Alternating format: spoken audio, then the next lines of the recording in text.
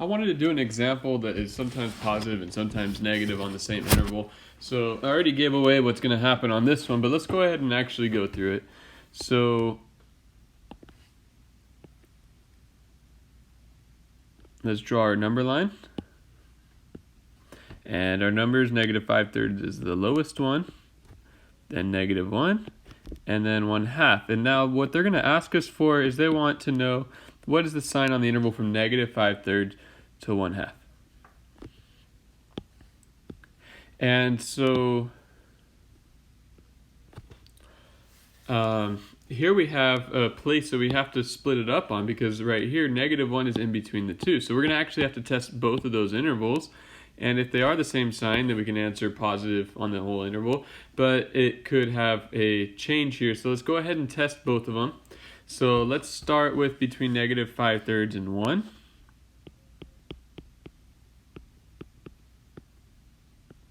-1.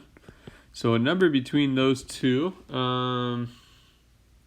let's think, a number between those two. Well, -5/3, that would be -1 2/3. So -1.5. And remember, we just want the sign. We don't have to actually evaluate. So if I were to plug in -1.5 right there, 2 times -1.5, it's negative minus 1 is negative. And then plug it in there. -1.5 times 3 is going to be, 3 times 1.5 is going to be 4.5. So -4.5 plus 5 is positive.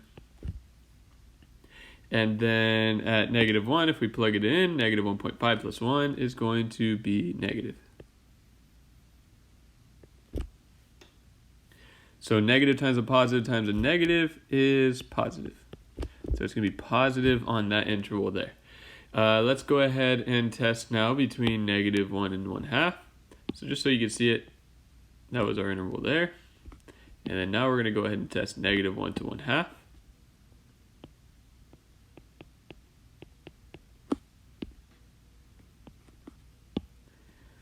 And so a number between those, an easy one is 0. So plugging in the 0, we would get negative, positive, and positive. So just plugging it in there. 0 minus 1 is negative, 0 plus 5 is positive, 0 plus 1 is positive. And that's just going to be negative. So our interval there is negative. So you can see right there, for the total interval, what I highlighted in yellow, from -5/3 to 1/2, the whole interval changes from positive to negative. So here we're going to be sometimes positive and sometimes negative.